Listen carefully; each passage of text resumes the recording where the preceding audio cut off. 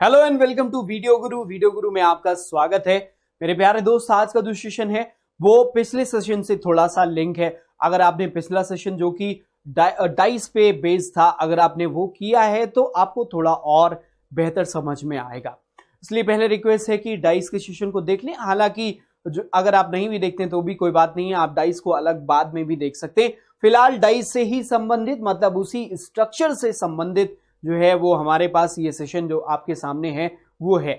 अब आपके दिमाग में आ रहा होगा ये कौन सा सेशन है, किस चीज के बारे में बात हो रही है। तो मैं आपको बोलूंगा कि हम बात करने वाले हैं क्यूब एंड क्यूबॉइड की। जब भी आप क्यूब एंड क्यूबॉइड की बात करें तो सबसे पहले एक चीज समझिए। आपको पता है स्क्वायर क्या होता है? स्क्वायर मालूम है ना?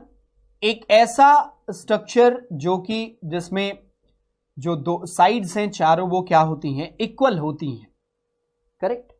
और ऐसे ही आपको रेक्टेंगल भी मालूम होगा। रेक्टेंगल क्या होता है? जिसमें सामने की साइड्स इक्वल होती हैं, करेक्ट। अब हम लोग बात करने वाले हैं क्यूब और क्यूबॉइड की। तो सबसे पहले रेफरेंस आपको मिल रहा है क्यूब से, किसका? स्क्वायर का। और क्यूबॉइड किससे रेफरेंस ले रहा है? रेक्टेंगल से। और यहीं से आपकी चीजें आपको क्लियर होनी स्टार्ट हो जाती है। क्यूब और क्यूबॉइड से संबंधित क्वेश्चन हमारे एग्जाम में अक्सर पूछे जाते हैं। जब ये क्वेश्चन आते हैं तो उस समय में किस ट्रिक के साथ कैसे इन क्वेश्चंस को हमें सॉल्व करना चाहिए उसके बारे में हम लोग बात कर रहे होंगे। तो आइए चलते हैं, इस सेशन में आगे बढ़ते हैं। सबसे पहले जान लेते हैं कि एक क्यूब क्या होता है। ये एक ऐसा स्ट्रक्चर है, सबसे पहले तो आप चाहें तो यहां पे पढ़ भी सकते हैं। A cube is 3 dimensional figure having 8 corners, 6 surface and 12 edges. इसका हिंदी चाहें तो आप देख सकते हैं, एक घन 3 आयामी चित्र है जिसमें 8 कोने, 6 सतह, 12 किनारे होते हैं, करेक्ट। आइए देखते हैं। अगर हम सरफेस की बात करें तो ये सामने एक सरफेस दिख रहा है, इसके पीछे एक होगा जिसे बैक सरफेस कहेंगे, तो फ्रंट बैक हो गया। राइट और लेफ्ट, ये राइट वाला सरफेस तो इसका लेफ्ट सरफेस भी एक होगा। ये टॉप है तो इसके नीचे एक बॉटम का सरफेस भी होगा। तो इस तरीके से कुल सरफेस की संख्या कितनी होती है? 6 होती है। अब हम लोग बात कर लेते, देखो यहां पे हमने कहा 6 सरफेस होते हैं। कितने कॉर्नर्स होते हैं? 8 कॉर्नर्स होते हैं। देखिए, एक, यहां पे 2, ये 3 और ये क्या मिला? 4। ये हुआ आपका 5वां, ये 6ठा, ये 7वां। और आप देखोगे एक यहां से जो लाइन जाएगी वो यहां पे एक पीछे की तरफ मिल रहा होगा, वो 8वां सरफेस होगा, क्लियर।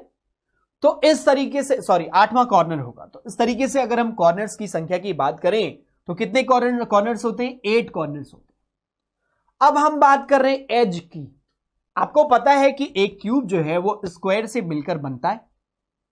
अब एक ये देखो, एक एज, 2, 3 और ये 4 इधर हो गए, ठीक। अब देखो फिर ये 1, 2, 3 कितने हो गए? 7। ये हुआ 8 और ये कितना हुआ? 9। उस साइड में पीछे की तरफ 3 और ऐसे एजेस होते हैं, मतलब जो कॉर्नर्स होते हैं। आपने कभी अगर रूबिक क्यूब जो आता है जिसपे हम गेम खेलते हैं मैच कराने का, अगर आपने उसे देखा होगा तो वो बिल्कुल यही स्ट्रक्चर है। तो उसमें कितने एज होते हैं? 12 एजेस होते हैं। एज का मतलब ये हुआ कि ये कोने, इस तरीके से जो लाइन पड़ती है that is called edge, correct. अब हम लोग जरा क्यूब के बारे में कुछ और इंपॉर्टेंट चीजें समझते हैं और क्यूबॉइड से डिफरेंस भी जानने की कोशिश करते हैं। क्या लिखा हुआ? In a cube length, breadth and height are same. लंबाई, चौड़ाई और ऊंचाई एक क्यूब में, आप देखें यहां पे अगर ये क्यूब है तो इसमें सारी चीजें, लंबाई, चौड़ाई और ऊंचाई सब के सब क्या होते हैं? इक्वल होते हैं। क्या होते हैं? इक्वल होते हैं। तो क्यूब में लंबाई, चौड़ाई और ऊंचाई सब इक्वल होता है।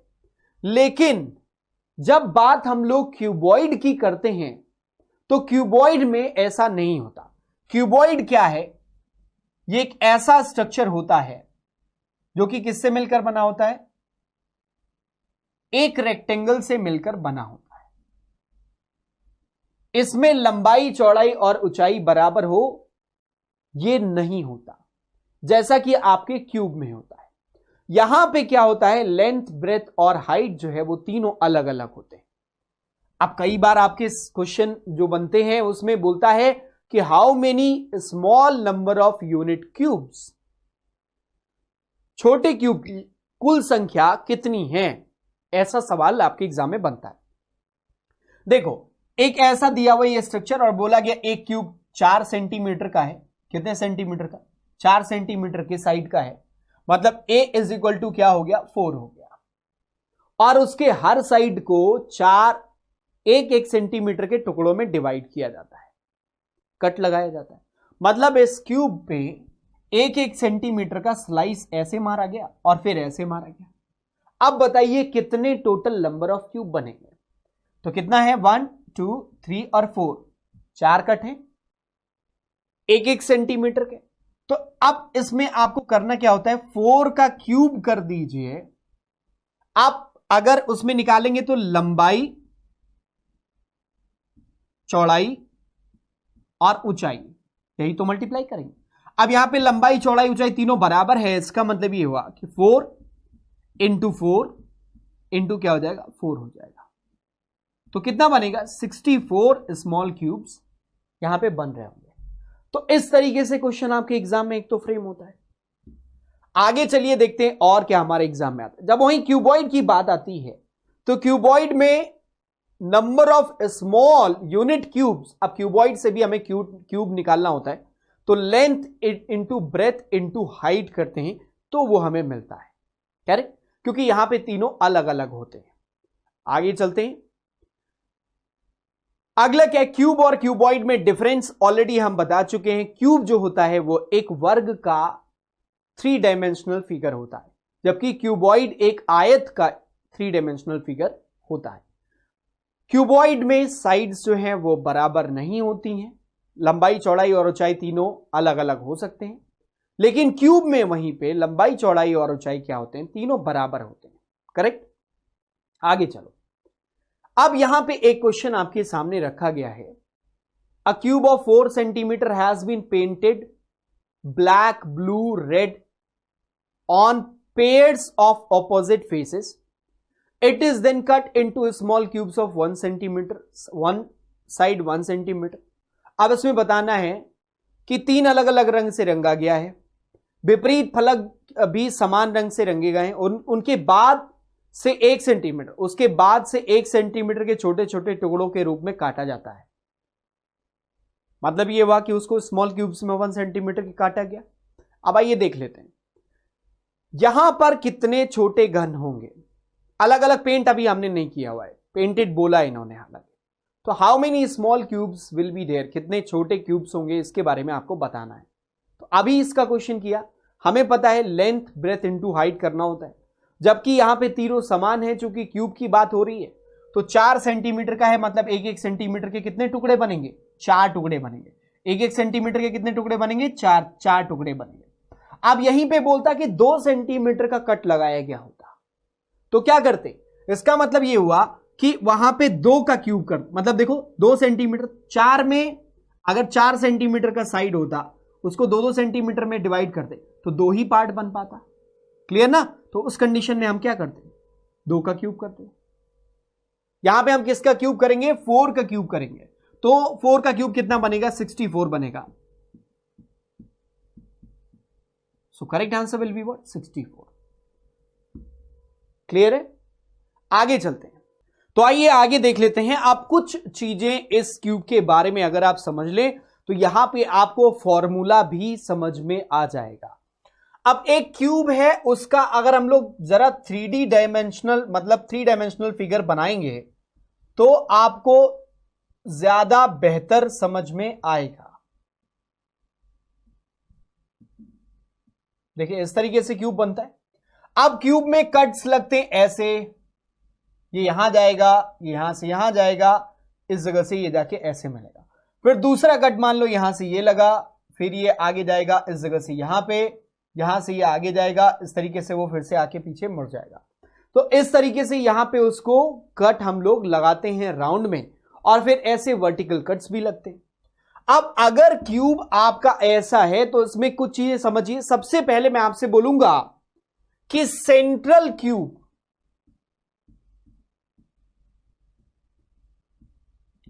अब ये सेंट्रल क्यूब क्या होता है और इसको निकालने का फॉर्मूला क्या होता है। सबसे पहले सेंट्रल क्यूब से भी पहले मैं आपको बोलूंगा, ये समझिए कॉर्नर क्यूब। कॉर्नर क्यूब क्या होता है? सबसे पहले ये वो क्यूब होता है जिसमें 3 सरफेस या 3 फेस पेंटेड होता है। कैसे? देखो यहां पे ये कॉर्नर क्यूब है और कॉर्नर पे देखिए 1 2 और 3, ये तीनों सरफेस पेंटेड होगा, बाकी सरफेस अंदर की तरफ होगा। तो इसको निकालने का तरीका सिर्फ ये है, जितने भी कॉर्नर हैं, नंबर ऑफ कॉर्नर्स,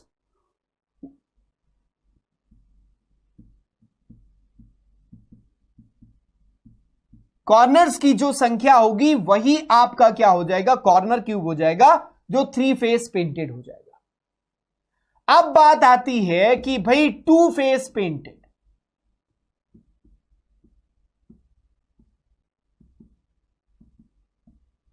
और इसको हम लोग कहते हैं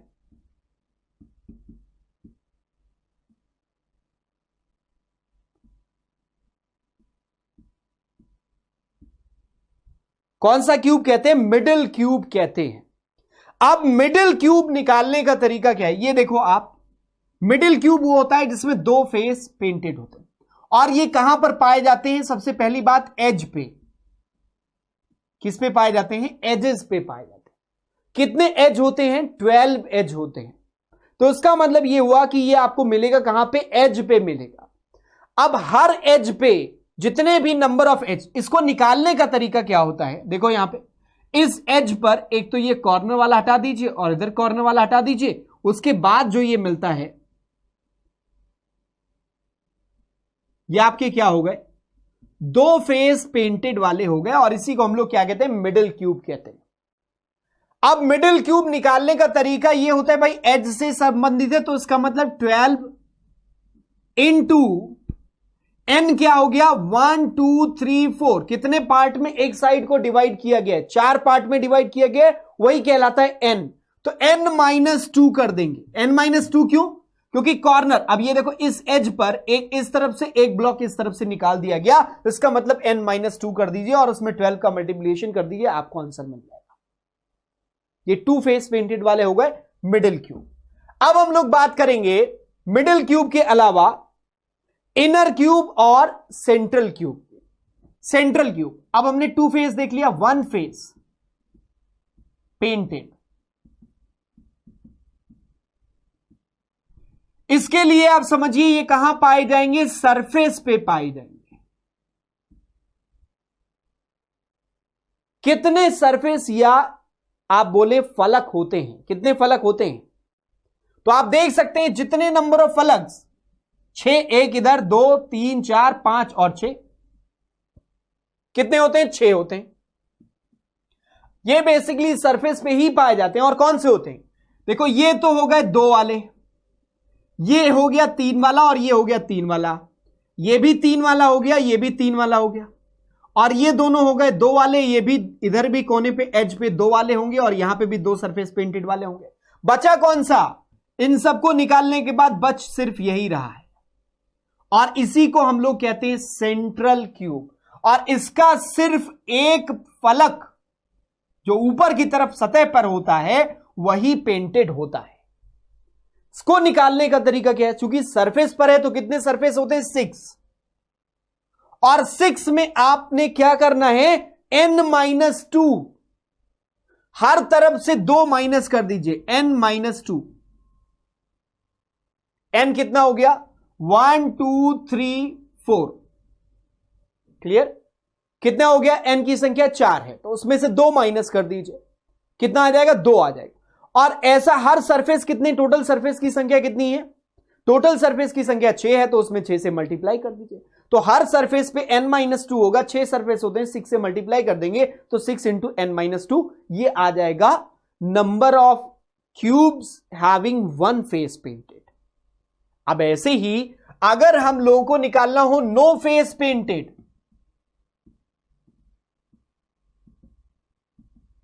तो इसको हम लोग कहते क्या है, इनर क्यूब। अब इनर क्यूब ऐसे समझना कि एक केला है, तो केले को बाहर से अगर आप पेंट कर दीजिए और हर तरफ से छिलके को उतार दीजिए तो अंदर तो पेंट तो होगा नहीं, अंदर की तरफ तो सुरक्षित रहेगा। ऐसे ही समझिए, अब यहां पर इस वाले एज को अगर आप यहां से ऐसे काट दें, इधर से ऐसे काट दें, इधर से इस तरफ से यहां से काट दें और इधर से ऐसे काट दें, ऊपर से एक लेयर और नीचे से एक लेयर, हर सरफेस से एक एक लेयर हटा दें, हर सरफेस से एक एक लेयर हटा दें तो आपको आंसर मिल जाएगा। मतलब जो बचेगा वो ऐसा क्यूब मिलेगा जिसमें कोई भी कलर पेंटेड नहीं होगा, और उसके अंदर जितने छोटे क्यूब की संख्या हो वही पता चल जाना चाहिए। तो इसमें क्या होता है, अब देखो ये साइड जो है ना, इस साइड को अगर डिवाइड करेंगे, एक इस तरफ से एक इस तरफ से, तो ऐसे हर साइड से एक एक लेयर अगर आप हटाएंगे, हर साइड से क्या करेंगे, एक एक लेयर हटा देंगे, तो अगर n की संख्या कितनी है, 4 है, तो हर तरफ से क्या करेंगे, n-2 कर दें।